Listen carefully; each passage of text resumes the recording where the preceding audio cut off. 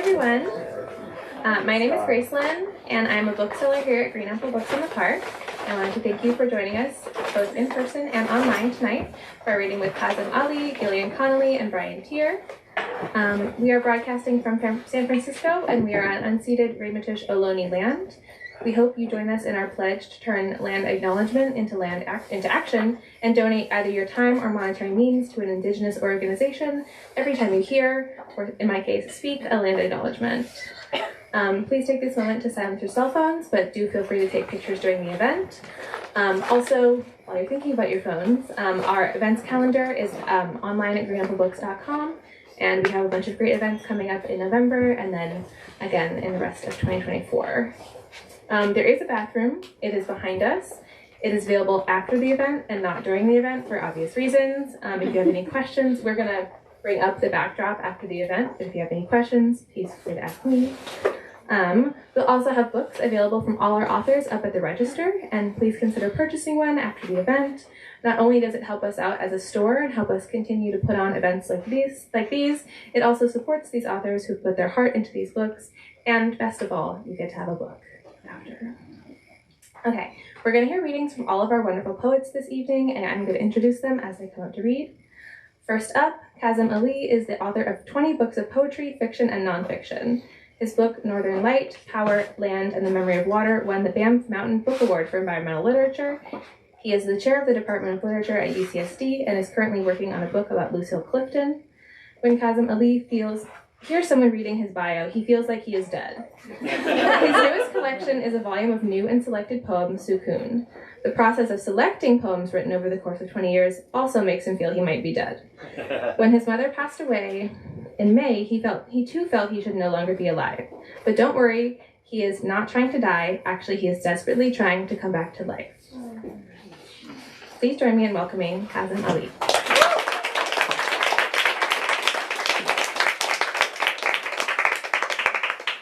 Hi everyone, thanks for coming. I told her she could choose which one of those two bios to read, but that she only had to read one of them, but she read both of them, so that's okay.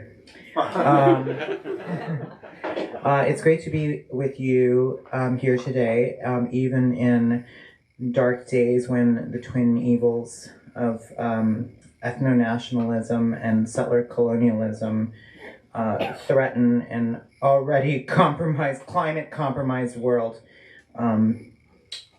So I guess I'll start with this somewhat dark poem, which is a little sonnet.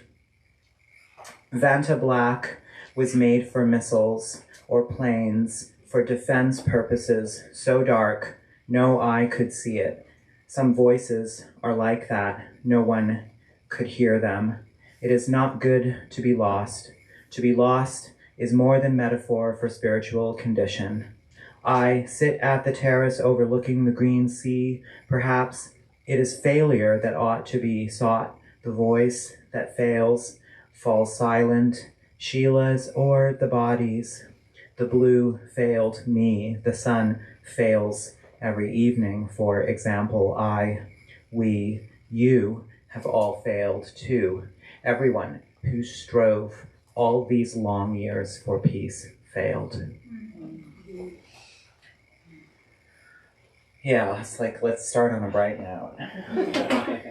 This is a poem called Yanis Ritsos. Yanis Ritsos, we made this joke about how no one keeps to time. Poets don't keep to time, so I am going to do my best.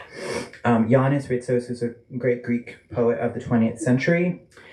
He was part of an international movement of poets. He was also a communist.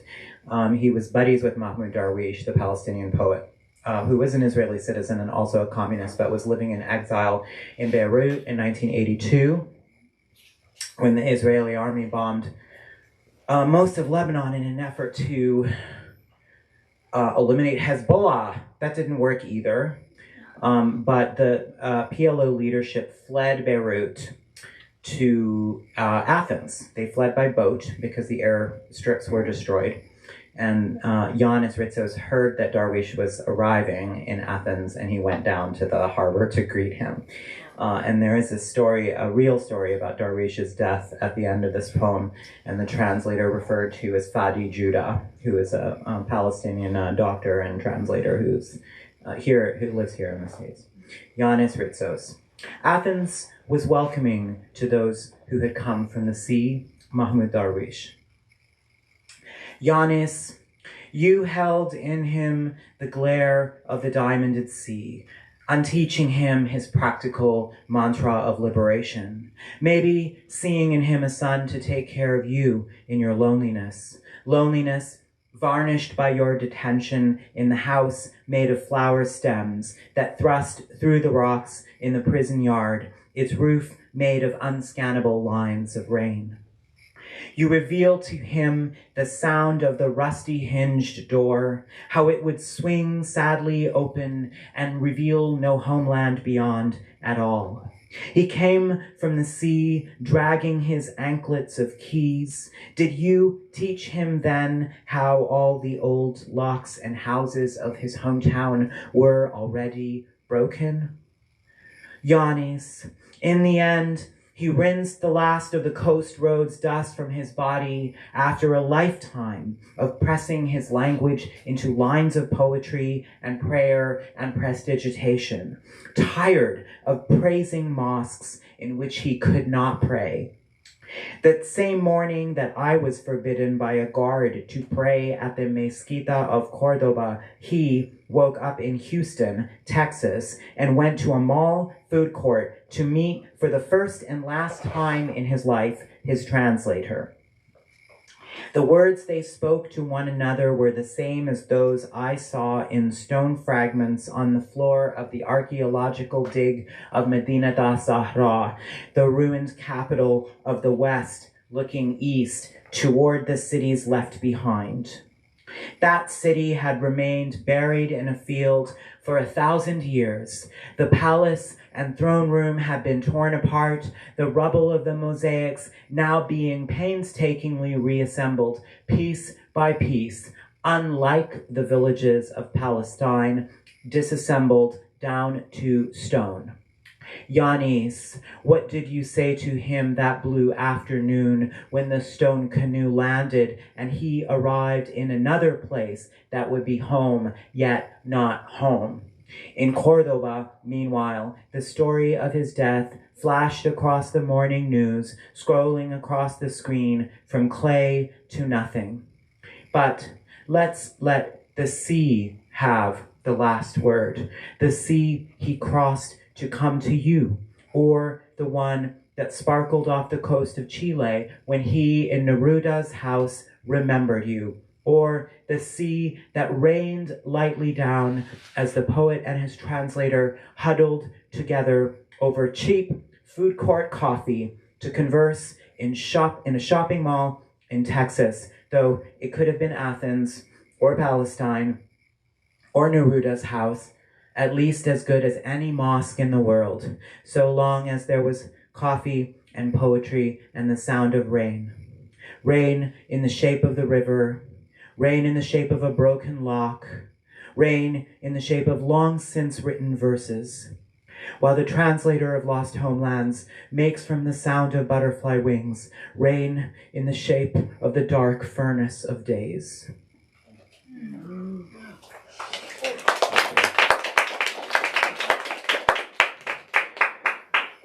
Thank you, yes. Yanis and Darwish. This little poem is called Pulse. To the sharp report in the dark, the season comes home. Long tongue sound between hand and arm, between mouth and flesh. Hold this moment, river still. What if it was my life? To return after years to the same province of danger, an old town you know, like the handle, the bump stock, the trigger. I want to return to the boat that bore me from the far shore decades ago. What I lived in those languages, I forgot. The places I left, I want to return to. Were we seen? Were we spoken? Were all the wolves baying met at the edge of the bright darkness of rain? Time cannot fulfill its promise to splinter, return, or slow. Vow this wheel, this we, will this wheel we even wean? We in the world would wool the low vow fold, worn low at the hip, to be a solid soldier who soiled his souled soul for the first for the chance to be the first to aim, first to fire, first to fly. In the crosshairs, I am heir to no oar to hold. I am on both sides of this gun. Told as sound or cost, one that never ends and the other never returns.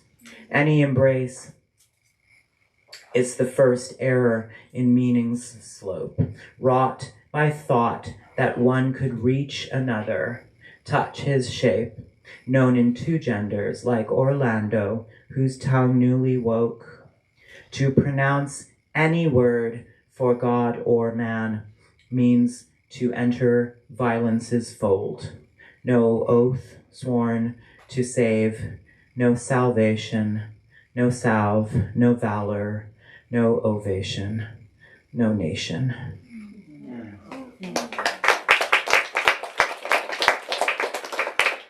Thank you. This little poem I wrote when I first moved to California. I didn't know that Junipero Serra, who came here to Christianize the indigenous people, was very likely a crypto-Muslim. Strange but true. I also didn't know when I first learned here that most of the California landscape is invasive species from the Mediterranean brought by the Spanish. Also strange and interesting. And I also didn't know, but you may know, that the name of our state, California, is derived from an Arabic word. Khalifa. You can't say it because it's down here. And, maybe you can. Junipero Serra arrives. Now, a year like bone, on the coast named for the Khalifas. We bring date seeds as tribute to Muslim ghosts, not the ones we harvested, but the ones that haunt our own breath. We bring grass that will spread like Christ. If the spirit will not bend, the body can be made to break. We stitch new texts into the air and ground. What chance to sky? What garden left? Your tongue shall tie. Don't say mountain haunted by bone. Don't say body. Don't say home. I too chose to live past the arrival of blades into the bodies of my forebears, directing them like rivers or stone, given such vague directions by God or man. Dear memory of myself, wanting to climb, wanting to know, to be taught what is there. Each time I am reinvented as another human, too many times to see the way. Gold and green are not the lights meant to grow here in an Arabia far from home. In a Spain lost to Inquisition, swept away that golden Jewish and Muslim age in wind and sun. All its sea words, blue and mispronounced, from books that did not belong, were miswritten. The mosque roofs all grow moss. Rain shines down through the late May storm clouds. What lonely span of ocean I crossed, having renounced my family of questionable faith on that middle island, to come here to the valley of the Kumayai. On a shore we will oddly call Khalifa, to obey the dismembered God, who in pastures of invasive plants summons me once more to storm heaven. Thank you.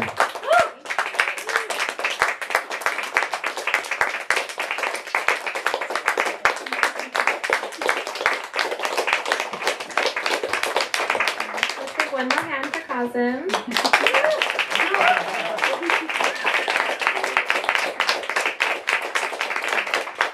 Next Next up, we have Gillian Conoley, who is a poet, editor, and translator, and is the author of 10 collections of poetry.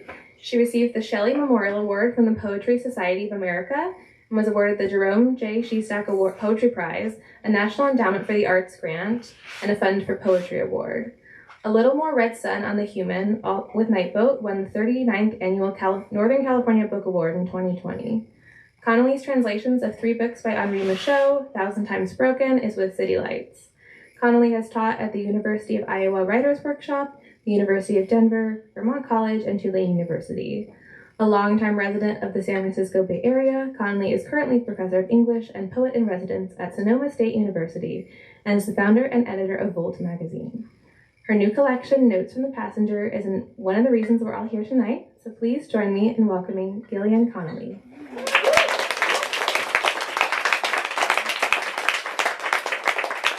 Hi, everyone. Hi. I'm gonna put on my stop. My cake timer. Thank you so much, Carr and Graceland and Green Apple Books and all of you for coming tonight, and my poetry brothers of the universe, Kazim Ali and Brian Teare. I'm gonna read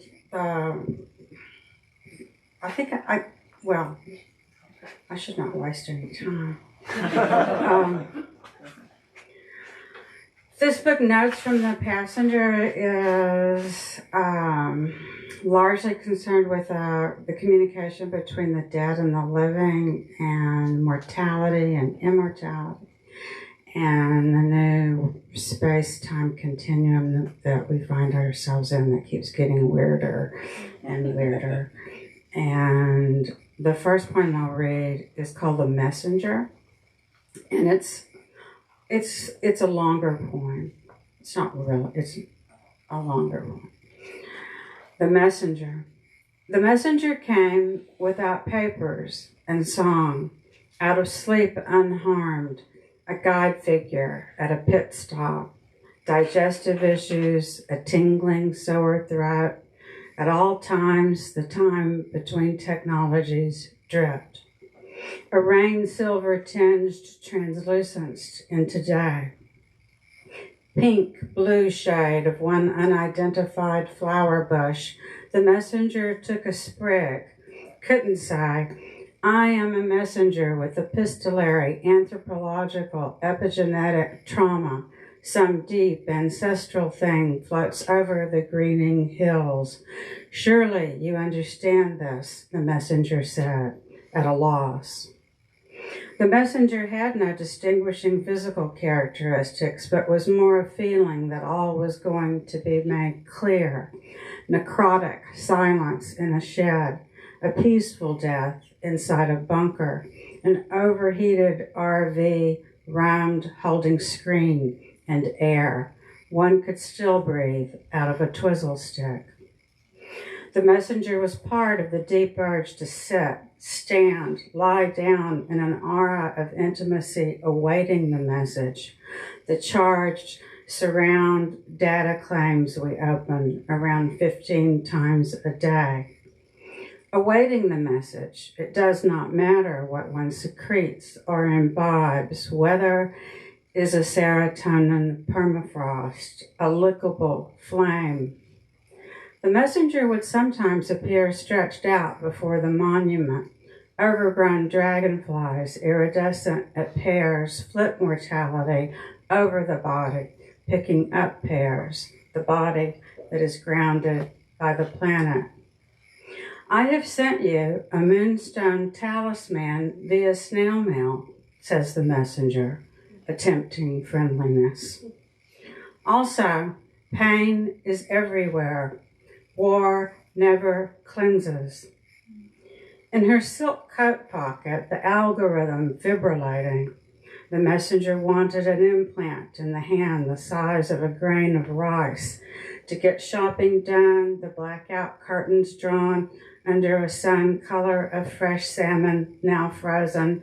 Some said a new seasoning of smoke and ash sprinkled over slices of mango would portend the messenger was of temporary non-citizenship in an exclusive, genderless, paradisical future universe, an orb where we take a car, an invaginated spermicide down pathways to an old belief system turned to glassine on which, on either side, we who were awaiting the message in an aura of intimacy peered, looking through, smitten by the mystery of one another, as if that were the message, going all Cohen with a worn deck of red cards, a divining rod, whispering technology of a battery clock. I would love to begin to explain the many voices plugged in, wires dangling, a desire for windstorm. Starlings seem to hear themselves. It is pleasurable, reply the naturalists. I would love to begin to say something to relieve the onslaught of unleashed voices, but it appears I have fallen down a sky blue tube in an aura of intimacy, awaiting the message between birth and personhood. Death's even song enters everyone you love, pierces gut, and everyone forgets very, very slowly. Pears flushed russet in trees, a quiver over history's ossuary of banality and greed. The roadside tumbles a child's silver bucket, handle still on the pail. Why daylilies? Why thistle? Why shoes, hats to carry departed's death essence to those of us remaining among the longest living? We lost the baby, though the baby crowned. When we loved, we were crowned. The sorrows returned when our crown's gems, thorns ruptured into our skulls. Bombs, bombs, dick pics and bombs, the live takes of how to sweep cages of baby shit back onto ruling class. I would like to message you, but the white powdery appropriation of my throat, cuttlefish, songbird, vapor in this body is like a body politic or stringy cloud. Everyone a sage, rising on a platform, a rapture massaged into all of the throats, multiglottal, the collective dream of art. How even in death or in birth, dust motes glint the perineum, a celestial orbit. The messenger presents the body with a very clean blood in the curse, a handful of Ouroboros for a wig if all hair falls out. In the middle of no more money, in orgasm, we give ourselves over to the briny substance just under the surface of the divine. Somewhere in love remains trust. In the melody, in the die-off, in the clear, clear water, the messenger is tracking. Dataless, where the mysteries are contemplated. In the true ink and felt future public orphan of the word. Sky blue, clear sky blue.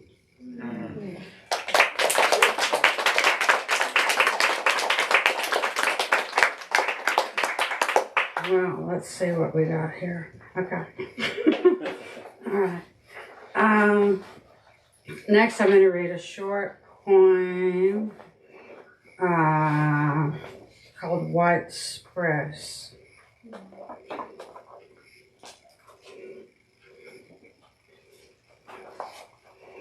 If all experience is mystical, the white spruce swayed in the window, branch by branch, almost to the doorstep, willow-like near your sun-damaged eyes. And what do dirt's sinuous motions have to do with leaf's actions? I asked the young woman, I asked the grandmother, and the entire family crawling across the floor.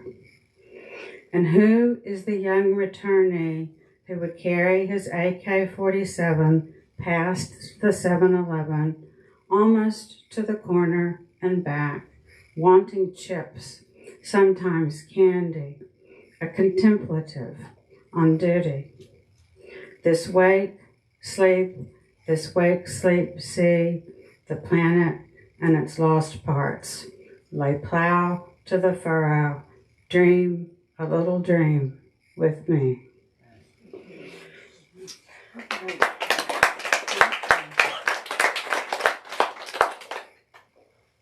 All right.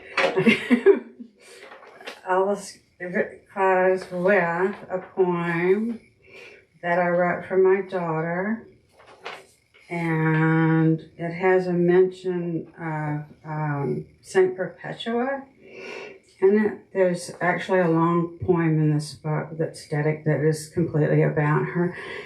She invented the diary in prison in Carthage in 203 CE while she was awaiting execution.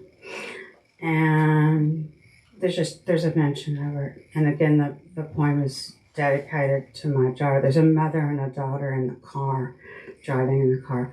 And the title is How It Was No Longer Only the Country That Was Divided.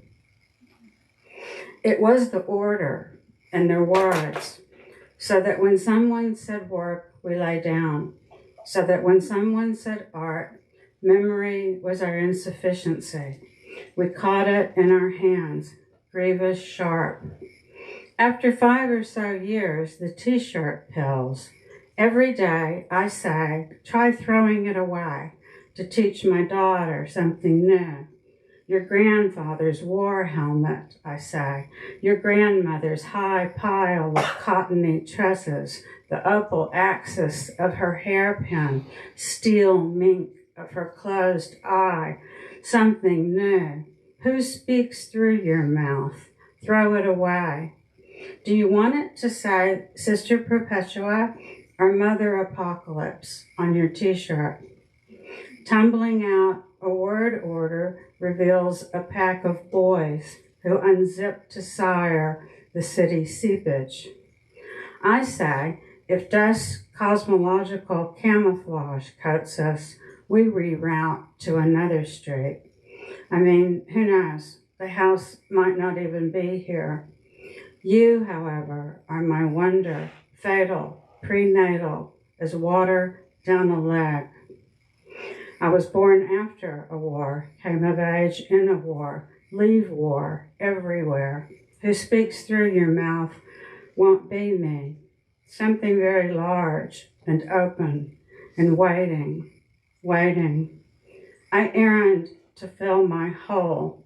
You scroll and want worlds, the many worlds of wanting worlds. The gentle body of light enters the car, slow surfing the speed bumps, carrying us along oceanically. Because I am vanishing, I think to show you how, but not just now. Let's not talk just now. Return, says the body of light, deciding to not decide which one of us to call into gentle body of light's luscious quandary, settling also into the front seat, transmuted, inflamed, our faces, our voices. If as mother I gave you mortality, if as daughter you gave me immortality's brief mirror glint, you are reaching into screen to play your music. If this is the end, empty hands of humanity, will not tomorrow be enough for you? Mortality upon us with its rosy edge of want. Mortality upon us with a rosy edge of what? So nothing cannot go unsaid. To pass the night in open air, Saint Perpetua invented the diary in prison, and after requesting water, knew not to ask for any other favor but perseverance of the flesh. I'm green and strong as live oak on dry gold grass. I'm blue, with externalizing my interior enemies. When they are gone, I aspirate in primeval mist. James Joyce wrote The Dead until the last page was snow full. If there is fire, we will pick it up, play with it. Gentle body of light, I am lonesome pine for you. Who speaks waits under the blind glare of Jane Eyre's mysterious red room. Unlock, and we river cane the lyric. You know that patois. Gentle body of light, you've got such a cruel ideal. Grievous, sharp-nailed coyote steps at sea foam's edge. If we isolate the isotope, may it rain in the echo chamber. Gentle body of light, when we're within you, we're outside you, we swim to plasma, we wood shred the threshold, find airport by matchlight. Thank you so much.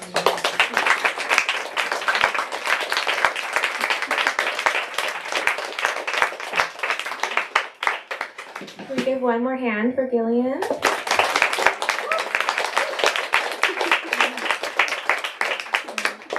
Last but certainly not least, a 2020 Guggenheim Fellow, Brian Teare is the author of 7 critically acclaimed books, including Doomstead Days, which was the winner of the Four Quartets Prize, and a finalist for the National Books Critics Circle, Kingsley Tufts, and the Lambda Literary Awards.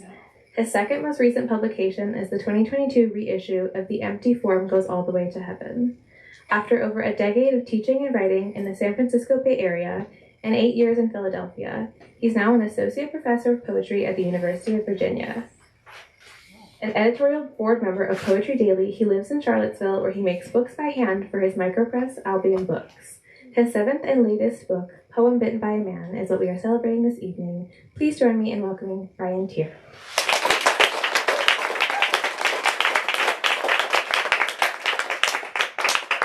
Hello, everyone. Thank you so much for having us. It is such a pleasure to be back here reading for so many people that I've known for so long and who are kind of part of my poetry education. I'm going to read from Poem Bitten by a Man, which is a book-length poem, and I'm going to do a little experiment, and then I'm going to start at the worst part of it, in the middle of the kind of tension. It's an intergenre, cross-genre, hybrid project that began as a commission from the Philadelphia Museum of Art to write about Jasper Johns in honor of his double exhibition on the East Coast. There was half of it was at the Whitney and half of it was at the Philadelphia Museum of Art. And as people close to me know, I didn't care about Jasper Johns at all when they asked me, and I wasn't particularly interested, but they offered me a comparatively lot of money, given that Johns is like a kabillionaire. I was like, yeah, you can give me $1,500 to write or whatever.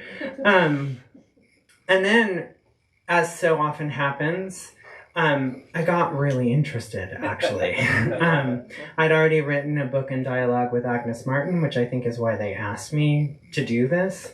And then it kind of spiraled. And also I was in midlife, and those of you who've gone through midlife know, suddenly you look back, midlife calls you back to your childhood, to all the decisions you've ever made. Why did I make this life I'm in?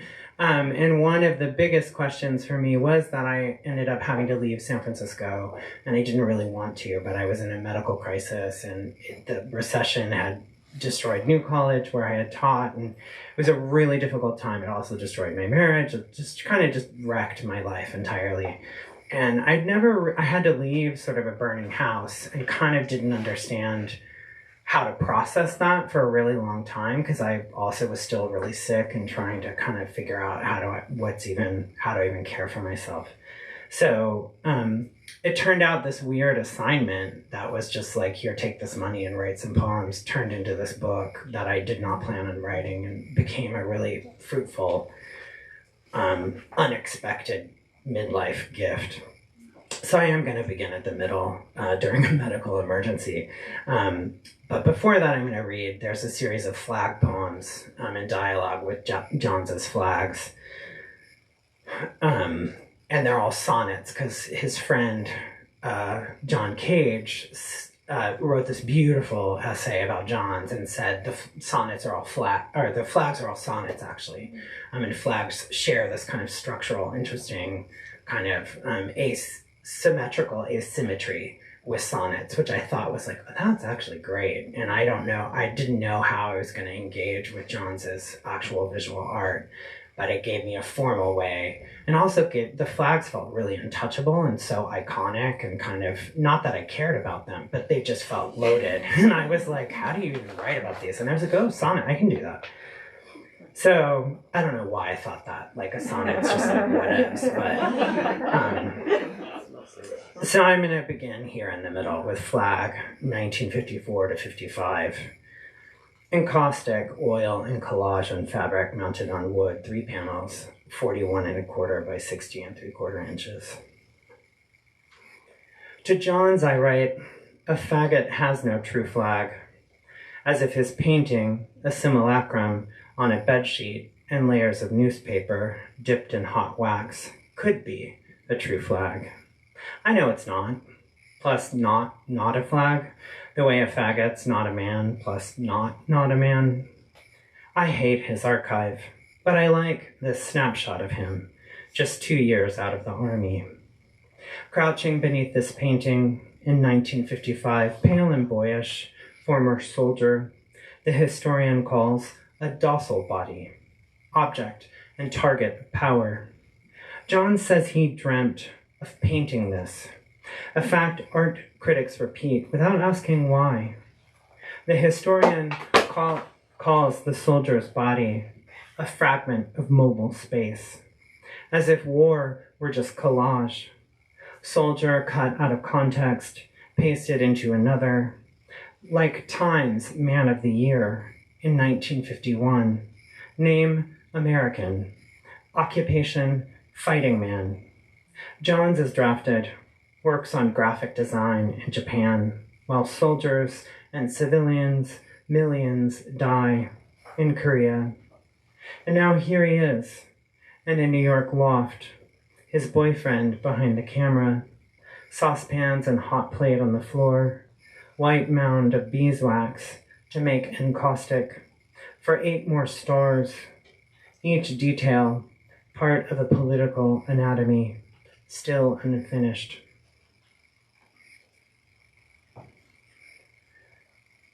And these are, you can't really see them, but they're kind of almost like haibun, like Basho's haibun, that they're, or Laura's atonalist, prose mixed with poetic language. Language feels social, but the green is wrong, and the white is wrong, and sentences end the way I begin a food journal to track my reactions and lose interest quick. Everything makes me sick. Not a figure of speech, I literally can't. I admire the way Agnes Martin trusts painting to represent what seems impossible on this earth. Perhaps fragment it so that its own work, its legibility is interfered with. The confusion of nausea and self-hatred. Color continues its essentially private experience within a semiotic system, a moment yellow, like the shame after vomiting. In that respect, I'm like Johns, who in the early 60s reads Wittgenstein's Uncertainty. I do not know how the sentence, I have a body, is to be used, writes Ludwig, a sentence I underline in my 20s. Now I think, oh, grow up, gay. It uses you. Entities, splitting, self into symptoms, synesthesia, sight of intense intimacies, facial flushing, sweating, heat rash, fatigue. I fall asleep in the green of figs during a conversation with my friend Miranda, and a meaty violet in the middle of an argument with Robert. Illness is a relationship, serious and mortal. I never choose to be in it, and neither does he. This is my homage to Hopkins. Some of you who know his work will hear it. No worst, there is none, and I'm it, trailing shit. Some days, pitched past pitch of grief, I can't leave the flat where I double over, nauseous foreping scoring the hours before the wilder ringing out. Then my cries heave woe, world sorrow, then lull, leaving one comfort, an empty gut. Each time I feel in all my gall and heartburn the fell of dark flat as the book left face down on the bed. The act of taking food, the act of preparing and taking food, and over that, black or dark wash. In the cool white quiet of museum rooms and voiceover.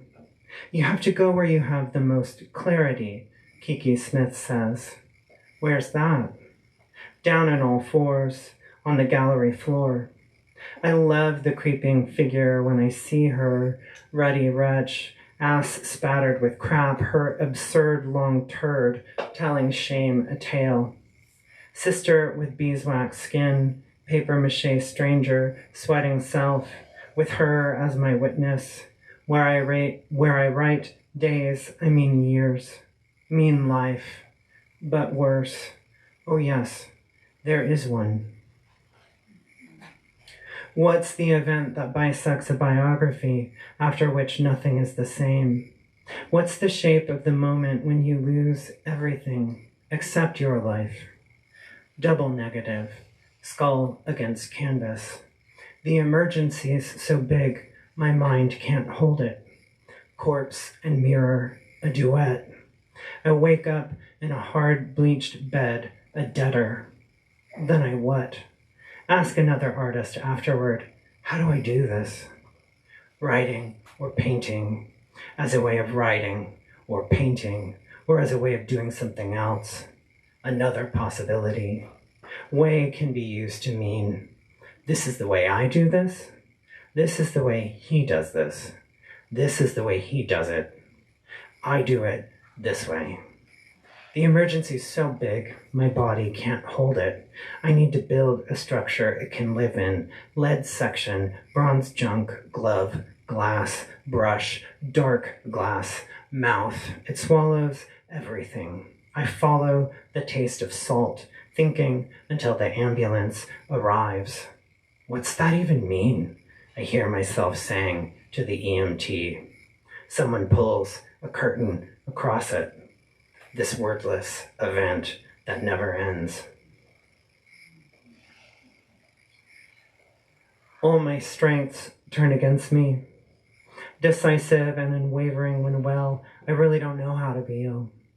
In meditation and analysis and book after book, I seek the right way to suffer, as if it were a problem I could solve, blocked by stubborn wrong thought and circumstance.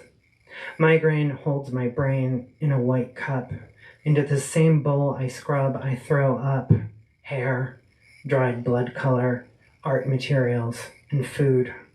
In bed I let each thought click, bead after bead on a bone abacus, occipital, cervical, thoracic, lumbar, sacral. But helplessness, when fear and dread have run their course, as all passions do, Agnes writes, is the most rewarding state of all. What bullshit. Years pass in the dark like the bus, beeping at the corner as it kneels, sound that means home. I don't want to leave. Each notebook sentence as it was, as it is, was, might be, A through Z, not a structure, not a construction. But if it were, all would be described and swallowed up. After the emergency, memory begins again behind a privacy curtain. Esophagus raw, each minute I spend here is literal money, the single tense in which I live. I hear a distant, distraught man weeping. I can't sleep thinking what this costs. And this is the last page I'll read. How did I get here? What I too often leave out, I'm sick among people. Not unlike John's in documentary footage, intent on the etching plate in the midst of a busy studio, I am at work, pain, this tricky spot, his little brush dabbing at it. A tendency here to involve the eye and the arm. You're in a healing crisis, says Miranda. Then the doctor's awkward small talk before the rectal exam, his receptionist saying, "We'll bill you." Even then, even in debt, the genuine, the miraculous vocative, being, called into being in certain areas. One figure becomes the ground for the other figure. How I say I'm broke, and Antia asks, "You're broken?" Paint can't do that. The rough voice of the nurse saying, "Hello," when I wake up. Aim for maximum difficulty, writes Johns, in determining what has happened. If biography doesn't take care of that. Hospital White, it's all so interesting.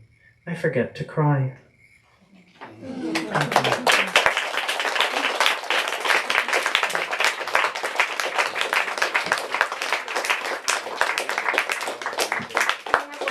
Brian for all of our poets. Thank you all so much for joining us tonight. As a reminder, books will be available for purchase at the register, and our poets will be signing at the back desk and at these tables. Yeah, thank you all for coming. Thank you.